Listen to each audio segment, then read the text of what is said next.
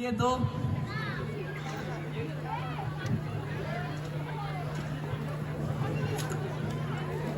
महाराज, record तो सब ठीक है। भोलाराम की जीप ने 5 दिन पहले देह त्यागी। यमदूत के साथ इस लोग को रवाना भी हुआ, पर अभी तक यहाँ पहुंचा नहीं। यह बड़ी चिंता की बात है महाराज। क्या 5 दिन पहले देह त्यागी और अभी तक नहीं आया? ऐसा कैसे हो सकता है? भला ऐसा भी कभी हुआ है? ऐसा हुआ तो नहीं है, परंतु अच्छा, वह दूध कहाँ है? महाराज, वह दूध भी लापता है। हाँ, यमलोक के अब सभी नियमों को और कठोर बनाना पड़ेगा।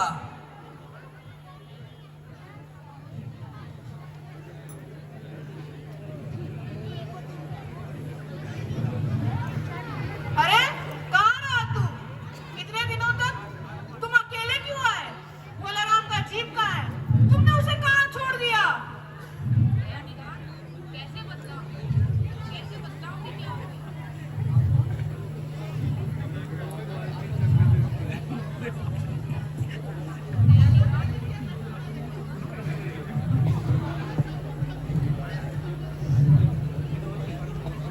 दया निधान, कैसे बतलाऊं कि क्या हो गया। मैंने उसे कहीं नहीं छोड़ा। आज तक मैं धोखा नहीं खाया, एकदम धोखा नहीं खाया। लेकिन इस बार भोलाराम का जीव मुझे चकमा दे गया। 5 दिन पहले जब जीव ने देह त्यागी तो मैं उसे खूब अच्छी तरह से पकड़ा और इस लोक की यात्रा प्रारंभ की। हे न्यायप्रिय प्रभु, नगर के बाहर उसे लेकर मैं जो ही निकला वो मेरे चंगुल से छूट गया। छूटा तो फिर मिला ही नहीं, ना जाने कहाँ गायब हो गया।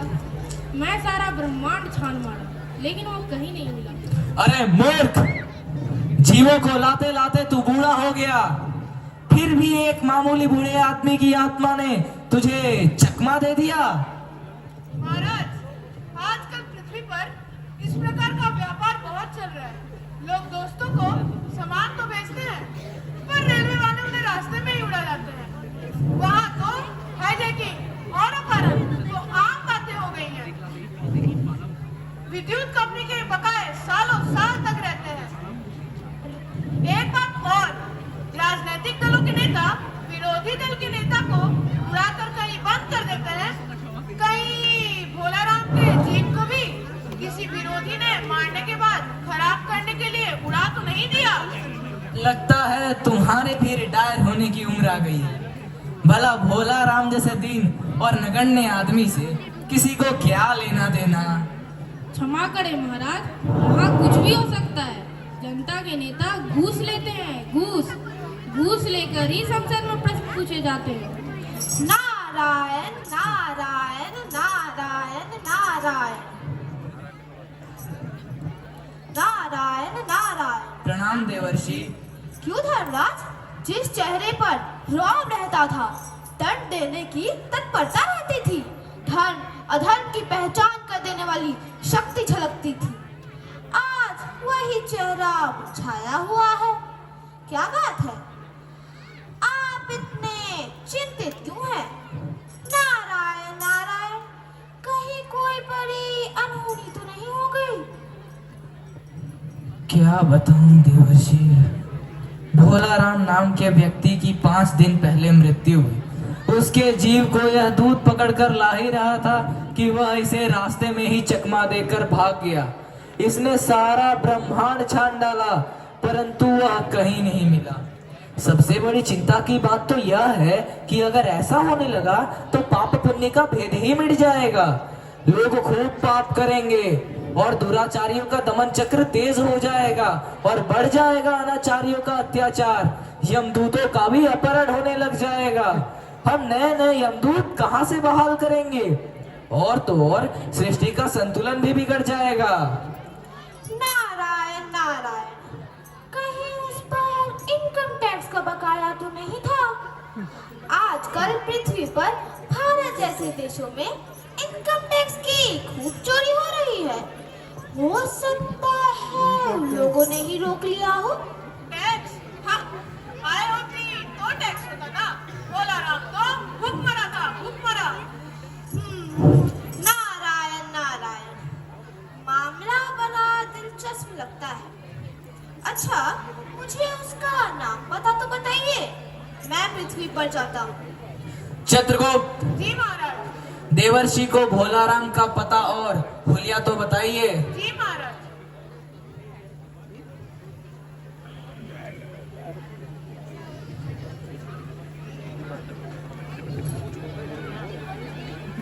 भोलाराम नाम था उसका।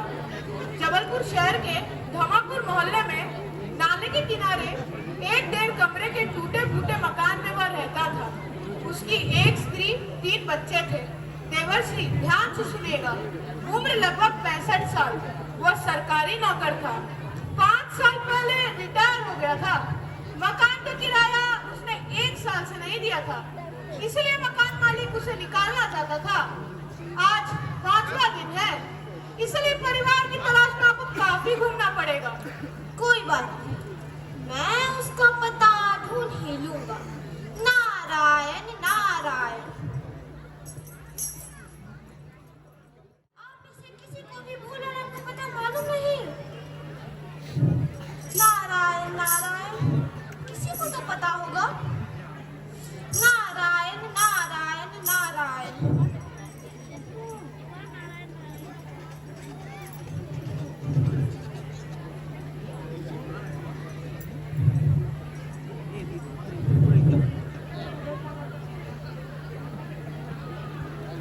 अब हम चलते हैं गरीब भोलाराम के घर की ओर और देखते हैं वहाँ क्या हो रहा है। हाय स्वामी, अरे मुझे किसने लूट लिया? हाय मेरा सुहाग कहाँ गया रे? अब मैं किसके सहारे जीऊं? मेरे घर को किसने उतार दिया? हे भगवान, तू कितना बेदर्दी है। तुझसे मेरी गरीबी भी नहीं देखी गई। दुनिया वालों ने तो दुख दिया ही, अब तूने भी मेरा सब कुछ लूट लिया। अब मैं अबला अकेले इन बच्चों को कैसे लूंगी? अब तो मेरा मर जाना ही अच्छा है। माँ, हो जाओ ना, चुप हो जाओ ना माँ। माँ, तुम क्यों रो रही हो? पिताजी कब आएंगे? बताओ ना माँ, बताओ ना। मेरे प्यारे बच्चे, ऐसा ना करो मेरे लाल। नारायण नारायण नारायण नारायण नारायण। आगे जा महाराज। मुझे भिक्षा नहीं चाहिए बेटी, मुझे तो तुम्हारी माँ से भोलाराम के बारे में कुछ प्रश्न पूछने हैं। अपनी माँ को जरा बाहर भेजो बेटी। जी महाराज। माँ, द्वार पर एक महात्मा आए हैं, वह तुम्हें बाहर बुला रहे हैं। अच्छा, मैं देखती हूँ। भीतर आइए साधु महाराज। माता, भोलाराम को क्या बीमारी थी? क्या बताऊं, गरीबी की बीमारी थी।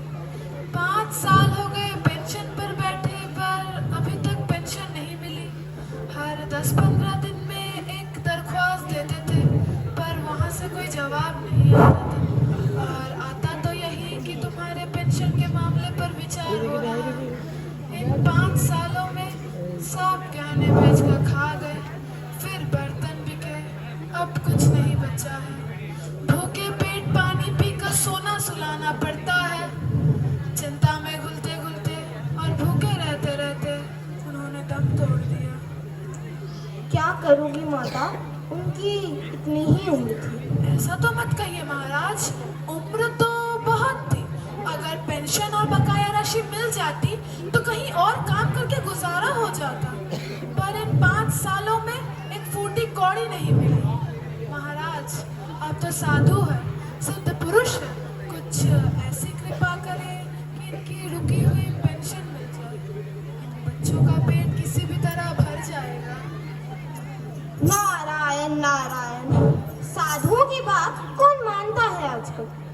उनके बताए मार्ग पर चलते तो संसार की यह दशा ना होती।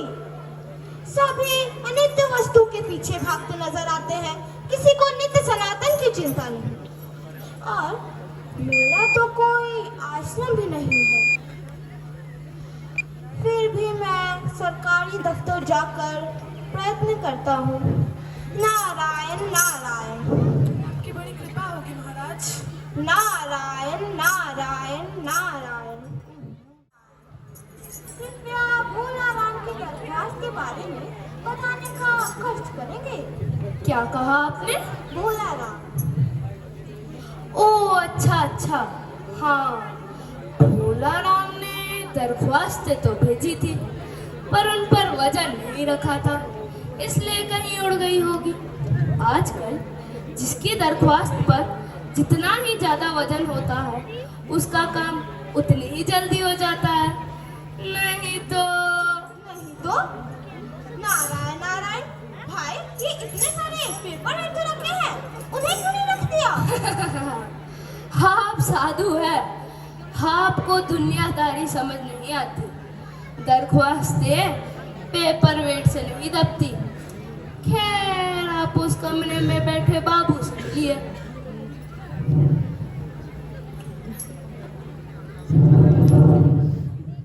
दिनों से आपके कार्यालय के चक्कर लगा रहे हैं, कुछ काम धाम तो होता नहीं, अब तो मुझे ही चक्कर आने लगे हैं।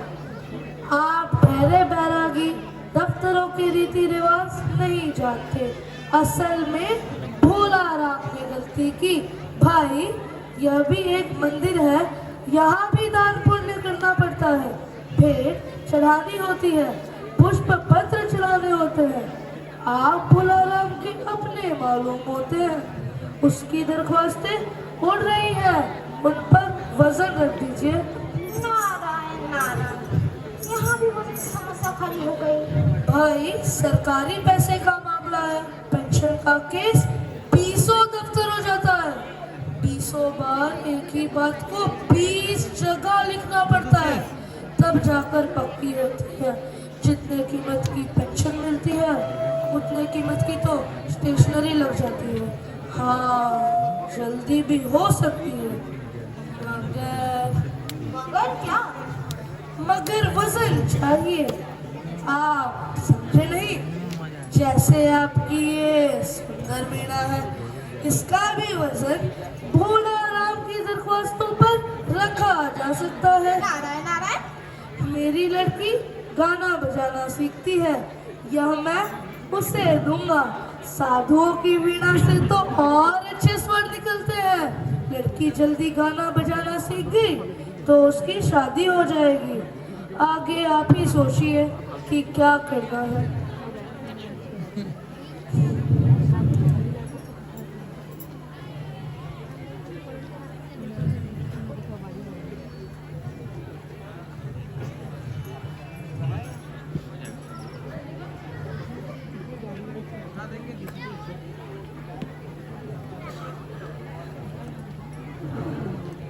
ठीक है, ये लीजिए, अब जरा जल्दी कीजिए, पेंशन का ऑर्डर पास कर दीजिए।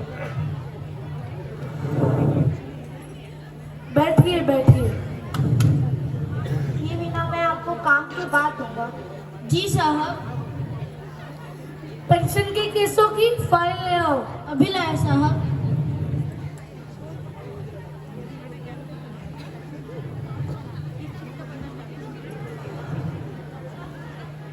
ये लीजिए।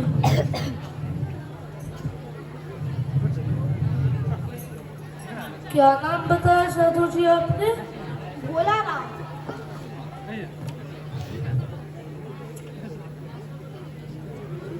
भोला राम। कौन पुकार रहा है मुझे? पोस्टमैन है क्या? मेरे पेंशन का ऑर्डर आ गया? भोला राम, भोला राम।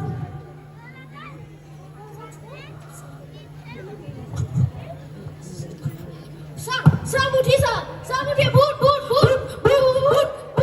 क्या फाइल में भोला का भूत। किधर है भोला? फाइल में भूत। किधर है भोला का भूत? फाइल में भूत। फाइल में भूत। किधर है भोला का भूत?